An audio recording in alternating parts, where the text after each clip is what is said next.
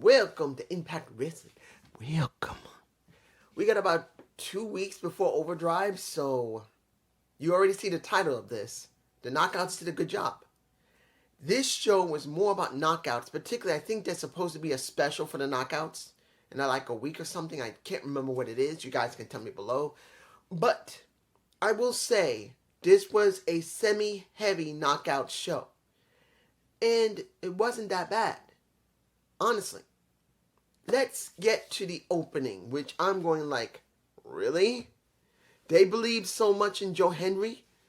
We get Joe Hendry versus Brian Myers. I studied here. I can't believe they went there so fast. I cannot believe that Impact Wrestling, in their infinite wisdom, decided to give Joe Hendry a shot at the Digital Media Championship. Now, mind you, I'm not saying I'm against Joe Hendry. He is over. People love some Joe Hendry. I'm watching to see if the guy's going to pop out of my own wall. But we are talking about a guy that just recently came in, and they are throwing at him, yes, the lowest tier title, which mostly is not defended on the show. It does get defended, but not all the time. And he wins that damn title. Now, mind you, what does that mean? Does that mean that the major players are going to get something when they go up against Rhino and Heath eventually? I don't know. Maybe. But they decided that Brian Myers was done with that title, and they took that damn thing off him. Now, do I believe he did a great job, or Matt Cardona did? This isn't about that. Understand what I'm saying, guys. This is not about if Matt Cardona or Brian Myers were good Digital Media Championship, or even Jordynne Grace for that matter. It's not about it. This is about a new guy coming in so quickly and is given a title. Doesn't matter if it's a high tier, medium tier, or the lowest of low tier. They decide to throw it on him. Now here's the question. What are they going to do with him now with it? If this was the 24/7 championship, I would say absolutely nothing. But this is the Digital Media Championship. So the question is going to be, what would they do with Joe Hendry? What are they going to do with him? Is he a comedy act? Because to be honest, the way he is not about his ring work. It's about how his gimmick is, because he's the next step of a Zicky Dice, of a John the Swinger. He is. That's what he's acting like. So, I don't know. Let's move on. Semi-final match. Trey versus a Matt. But you know the reason I'm botching here? I cannot believe that they allowed this to happen. And you wonder, do they really think carefully about this? Now, I'm not saying it's bad or good about what happened with Kenny King coming out during the match. It was a good match. It was the third best match of the night. I will give it that. It was the third best match of the night, guys. It was. But you have Kenny King screw over Mike Bailey. And I think the reason I botch here about Mike Bailey is that they're going with Trey. What did I say before? What did I say about Trey Miguel? Tell me I've been wrong. They have been on a high with Trey Miguel for quite a while. And the problem with Trey, and I'm not against Trey. I like Trey. But how much exposure do you give him? This is one of the problems Impact Wrestling has.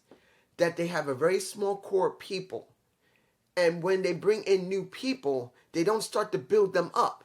Guess what they do? In many cases, they basically steamroll some guys over to keep the ones that are there relevant. Now, I've always said there's nothing wrong with steamrolling them as long as you steamroll them in a way that's going to get them over and will eventually build them up. You tell me what we're getting here. Are we getting someone who's going to eventually be built up after getting steamrolled? Now, I'm not saying that Mike Bailey's been steamrolled. No. But with Trey again going after the X Division, I'm not for it. Not because I hate Trey, but it's due to the fact he's done it so much. We need a change from Trey. Either he needs to go into the tag division or he needs to go into the main title position. I'm sorry. I don't want him in the X division anymore.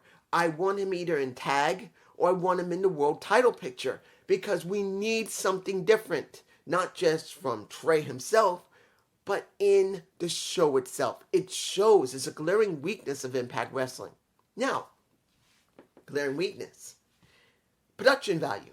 You know I have to say something about it. I will tell you this. When Impact has done in the past, has been copying WWE. We know it. This is what we get. But due to the fact now that they decided, at least while they're working in Las Vegas, I don't know what it is. Once they leave Las Vegas, because this has happened before, they leave Las Vegas and the camera work sucks. But while they're at Las Vegas, the camera work is normal, passable. I'm not saying it's perfect. Like one of my subscribers said, I'd rather have them do camera work that's from the Impact Plus shows. I agree. In many cases, whoever's running the Impact Plus shows, make sure the camera work is good, functional, and sometimes very good.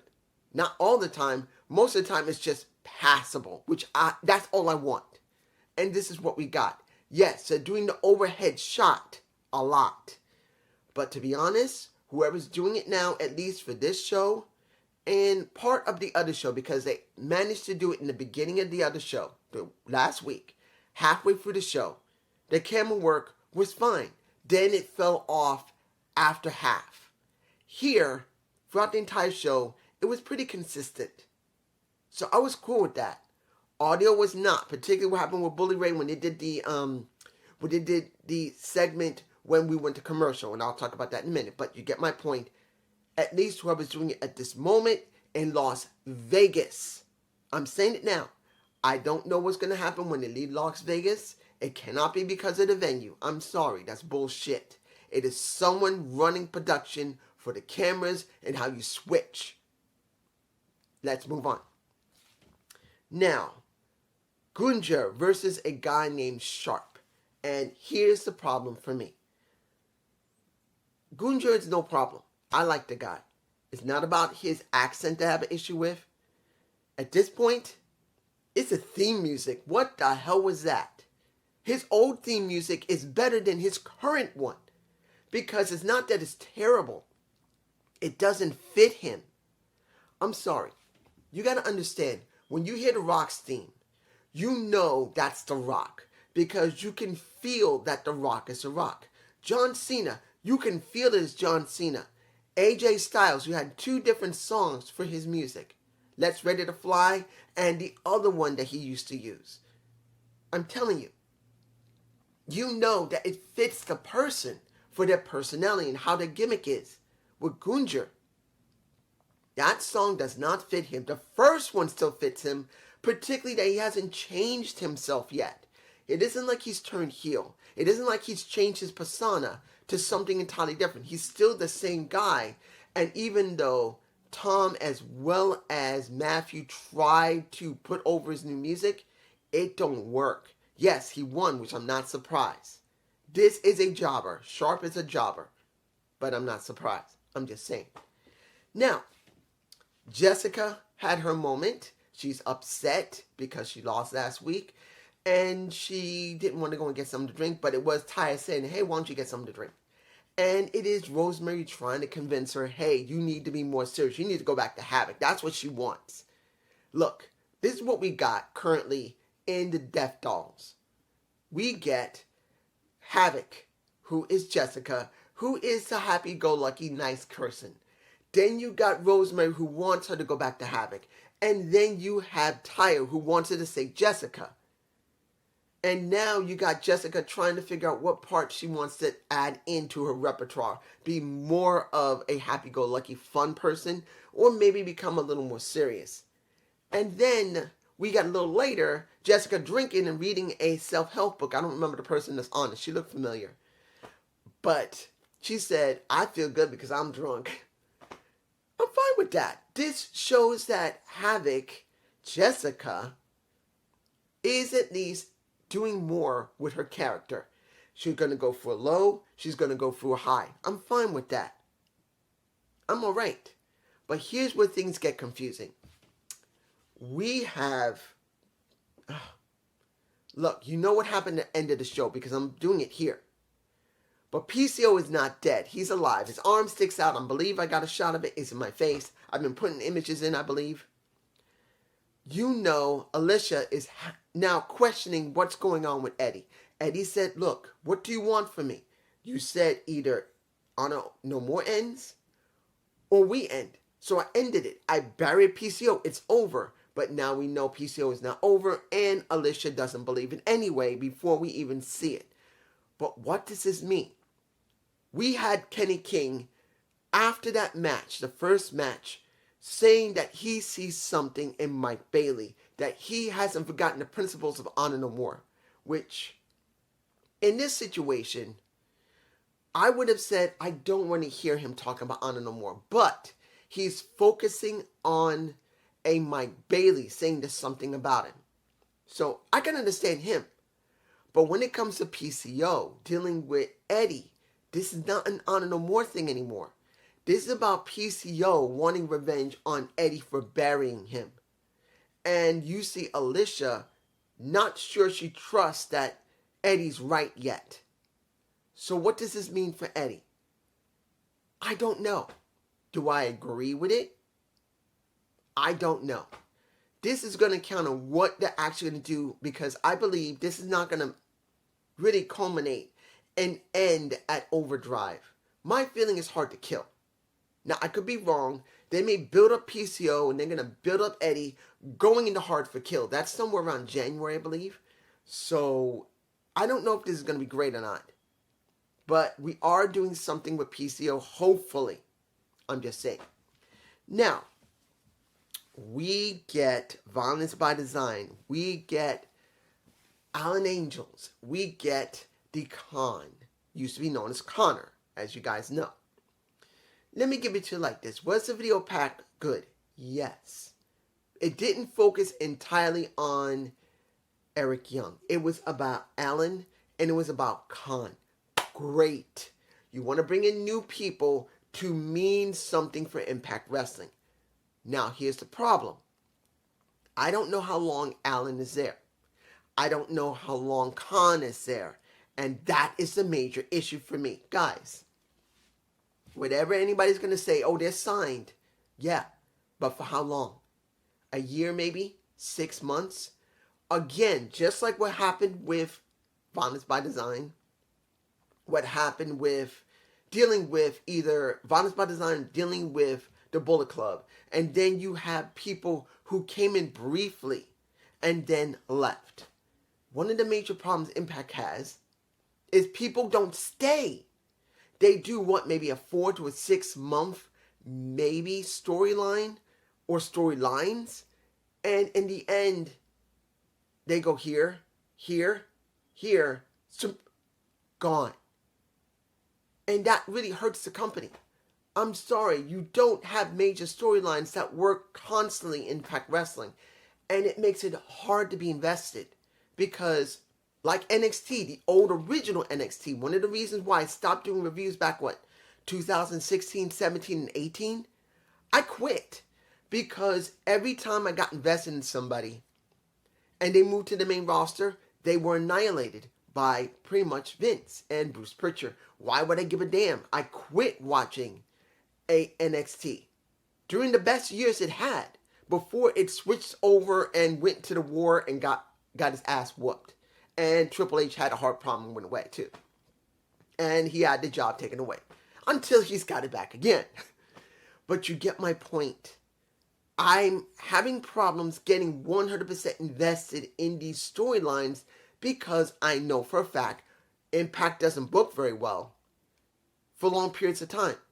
That's the major issue. Maybe they'll have someone they know that's going to stay, but when it comes to other people, it doesn't work. It always falls apart. So I don't know what's going to happen with Alan Angels, and I don't know what's going to happen with Connor. They may be background players. And if they're background players in Violence by Design, that's just going to be a big waste. I'm sorry, that's just me. You guys tell me below. Now, what else? We got Macklin having a moment because he wants his shot against Josh. He's not getting it. Scott's not there. Tommy's telling him, hey, cool your jets. Don't be angry. He said, get the hell out of my face. You're protecting your boy. And he says, all right, you want a match? I'll get you a match. Next week, me and you. He says, fine, and I'll end you. And that is Macklin. He is one of the few guys in Impact that I feel should have already had the X Division title. I know no one would agree with me because you don't believe a Macklin like him, you don't believe Steve Macklin should get the X Division. It's not the point. He needs a title. He should have got it last year. I know he's only been in the company for a couple of years, but with so few people that are working in Impact, so few that stay in Impact, he's still there. Seems to have a multi-year deal at this moment. Why hasn't he been pushed to win either the X Division, to win in the Tag Division, or win the World Title, or at least start looking like he can go in the World Title? Because they better. Because they need major players that they must focus on. And if they keep doing it like this, like I've said before, this is Impact. It's AEW with so many people. This is WWE here. This is WWE with tons of people. This is AEW. They have almost as much. You got here and here. This is Impact. They need to do something. They need to flip the script. Let's move on. Now, we get Bully versus Zicky Dice. I know one of my subscribers is happy seeing Zicky and seeing a Johnny Swinger. I know who you know who you are, and I know who you are, and how you doing, dude? I love you. You're a great guy. I have two things I got to say. One, you got a sister. And two, when it comes to Ziggy and Johnny, comic relief should be more on the show. There's nothing wrong with it. Look, Breezango between 2016 and 2017 were the most interesting and hottest thing they had for SmackDown. As long as you book the tag team correctly, the comic relief correctly, there's no problem. But since we barely see them on the main show, and it doesn't count when they're on BTI, sorry. BTI is not the main show. Yes, you can see it free on YouTube. But BTI is not the main show. And you should be doing something different with them other than doing what? Swingers Dungeon. Something else than maybe Wrestle House. You got to change them up. If they stay in the same stick, they get dull, which kind of they have. But seeing that they brought a table into the ring, they weren't going to use it because it wasn't a tables match. It was telegraphed. You see Bully Ray destroy the guy, and then you see a Moose go in, wipe the floor with him, and put him through the table. And as I said earlier in this review, the audio was not good. You see Bully Ray trying to get out. He wants Moose at overdrive in a tables match. That audio was not good. It wasn't. So the question is, you got better camera work, but has audio now suffered? Has lighting begun to suffer? Because I know they're never going to be balanced. Not any company is balanced every single show. But with Impact, it's always a weirdness. I'm just saying. Now, the second best match of the night. Chelsea Green versus Mickie James. The last rodeo actually. Lose and you go home. Win, you keep going. That is Mickie James' mantra right now. I'm going to win, I'm going to go home. And this is where it gets interesting. We had a very good match. Second best match. It was great. As I said, when it came to the women, they were doing wonderful. But here's where it gets interesting. After the match is over, even though Deanna tried to interfere and basically got ejected the first time and then came back down after the ref got kicked in the face by Chelsea, and then Taylor Wilde comes out to protect a little bit of a legacy of the Mickie James. After it's all over and Mickie wins, now Chelsea Green goes home exactly. They pulled a Mickie James. Why? Here's the problem I see that might happen here. Vex is actually a good tag team. Vex is fun. Vex is one of the few teams they have that's for the knockout tag titles. They still have those damn titles. Right? Right? So, the way that looks, you now have Chelsea go home. Deanna's by herself. Does that mean they're going to try and split these two off when you have no women for your tag division? How many teams you have? You have Vex. You're going to have what? What? The tag champions. Yes, you got the Tasha Steelz and Savannah Evans, but that's 3 teams. And I don't know, you can say there are other women that could do it, but you need women from the main title picture. You're not going to have Killer Kelly and Marsha Slamovich team up together to go after the tag champions. And I will be getting to Marsha in a minute because I know you're waiting. But you get my point. So seeing that is a mixed signal that I'm not fond of. Let's move on. We get, let's see, anything else? No, let's go to the last match of the night. We get the best match, which is Giselle Shaw versus a... Before this match, we get Giselle Shaw with Vidal. I believe his name is Vidal. When it came to him, making a vid pack for her to give her encouragement that she's going to be the champion of champions was all right. Seeing that Vidal changed the name of Raven, because I believe it was a Raven video bit, and changed it to Shaw, that was fine. I liked it. It wasn't a bad thing to do. You got great footage about the wonderful, crazy ass Raven, and you got to do something extra with it. You don't have to reproduce anything that's new for Shaw other than the footage you already got. So stick that along with whatever footage you got and recycle it. Sometimes recycling can work great if you do it correctly, and it wasn't too bad. This was not perfect. Let's be bad. Let's not say bad. Let's be clear with this. But I was fine with it. So when it came to the match, this was the best match of the night. In fact, I think this is one of the best women's matches I've seen in a while from Impact, let alone any of the other companies. I'm being honest here.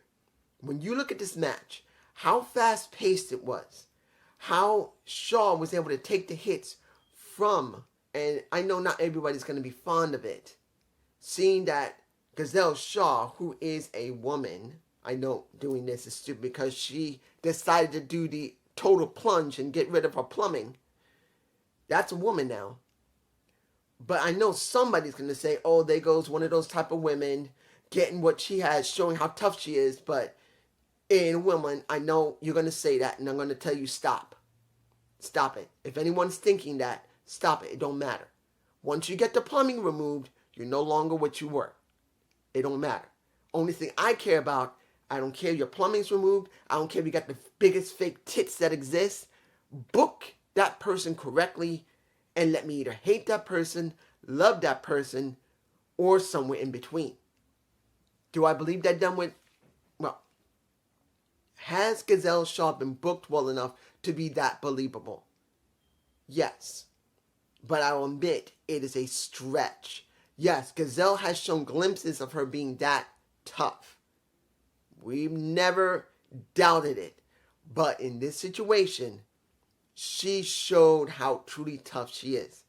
And going up against a Jordynne Grace, who is a legitimate power lifter, who legitimately could rip your head off if you piss her off. Because she can lift up to nearly 400 pounds. Guys, woman ain't weak. She's one of the toughest and strongest women in most states of this country. She has a world record in one state already. So do not believe and get it twisted. She's as strong as a man. So seeing this, it's good to see. But I won't lie, it was a bit of a stretch, but doesn't mean the match was bad. Shaw does not have the muscle strength. She's like, That's Shaw. She has no hips, very little boob, and she's this. She's a freaking stick. But it does not mean she ain't tough. But let's be honest. If it was somebody less strong than Jordynne Grace, I could feel that. And the problem here with Shaw, she was never booked as a underdog. If she had been booked as one, fine. I'm cool with that. But she hasn't. And that's the stretch for me. If she had been booked as an underdog, then I could believe it. But here, she is a heel. She's a quintessential diva more than Elliott is, Quincy Elliott. So there you go. In the end, Jordynne won. And then Marsha, as she's walking up, Marsha nails her, throws chairs to the floor, and basically slams her into, does a suplex, not slam, she suplexes her into it. And now I'm sure everyone is happy, saying, look, you see? Do you see? Do you see? Now they're going to do something with her? Haven't we gone down this road before, my friends? I told you. They're going to bring her back, and maybe she's going to go up against Mickie James. And she will not beat Mickie James. Here, they're going to have her go up against Jordynne Grace. Now, the problem's going to be for me, what are we getting? Are we going to get an Impact Plus? Or are we going to get on a regular show? My guess is going to be Impact Plus. It will be at Overdrive because she doesn't have a match as far as I know. So again, we'll get it. But do I believe she's going to win? No. If they do give her the title, this time, that was stupid. I'm going to tell you right now, before I talk about Frankie Kazarian, because that'll be the last thing I talk about. Guys, if they give a Marsha Slamovich that damn title at Overdrive, is the total, complete, and undeniable failure of Impact Wrestling. Because what did we get? You could have done it earlier. Why didn't you do it earlier and let her have it at a signature pay-per-view? Bound for Glory. Why are you going to let her have it at Impact Plus show? Overdrive. Does that mean you have stock in the Marsha Slamovich? Because that's what this is coming down to. And if anybody sees this and say, you don't get it. No, you don't. Understand, a wrestling company puts stock in you. At a pay-per-view, something that makes money. If they truly believed in Marsha, really believed in her, she should have won at the pay-per-view. Really won it. Because that's where she should have won it. Putting on an Impact Plus show that is a subscription system, a subscription plan, does not mean they put stock in her. The only time they put stock in you is when they're going to make money. So learn the lesson.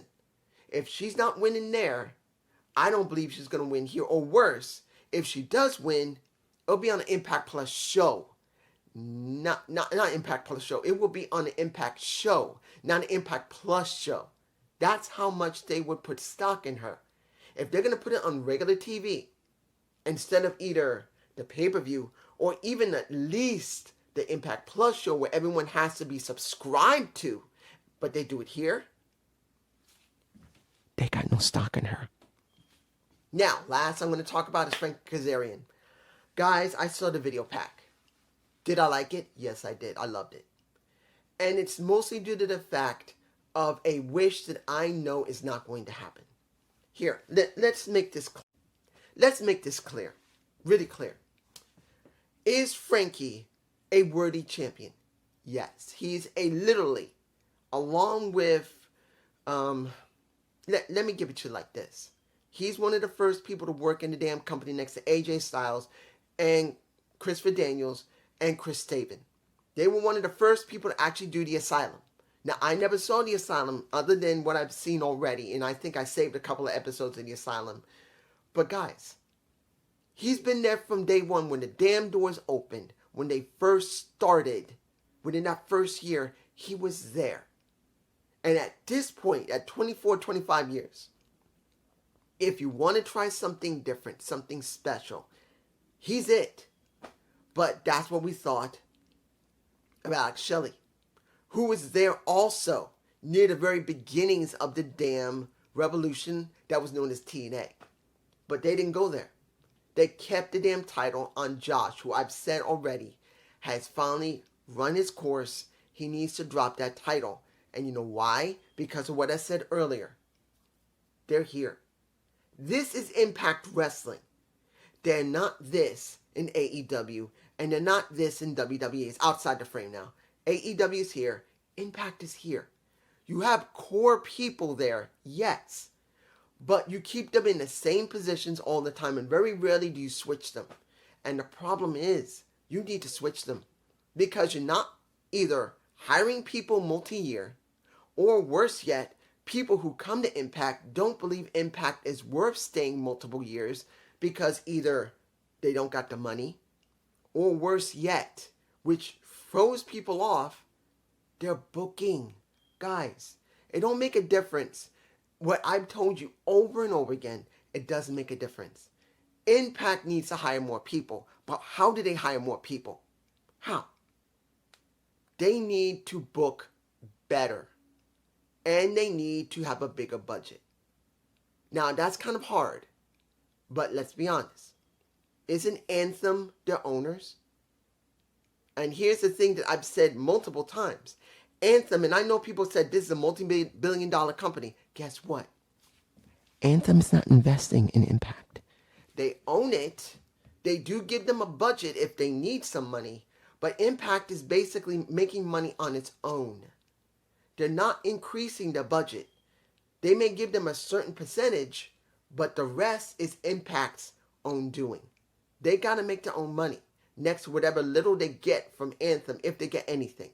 Being owned also doesn't mean they always need to get paid. So the problem they have is money, and worse yet, booking. Now, mind you, if you're booking really good, you can override the problem of money.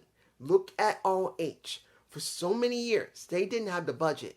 But like Samoa Joe, when it came to Daniel Bryan, or Bryan Danielson, when it came to CM Punk, they all said there was a point when ROH was about to go under, and they literally put the damn company on their back and revitalized the damn thing. And they didn't have much money back then.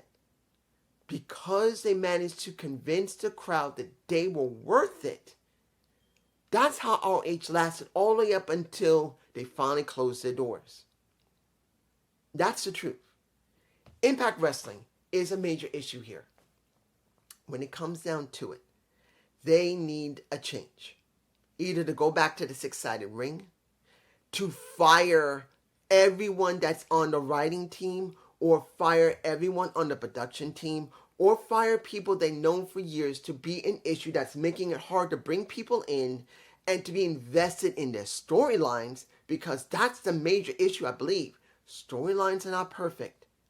And due to the fact that, yes, they don't have a big budget, but if they're not writing great stories to convince women and men to come in, and even though they don't make the money of AEW, they don't make the money in WWE, they'll stay if they know that they're working for a company that damn good, that they have the best wrestling and the best stories that exist. But if they don't, where are we now? I haven't even checked the ratings for Impact. But if the ratings are still under 100K, it shows you things have not changed. It is not just because their network is not very big. They need a change. Now, mind you, was this show bad? No.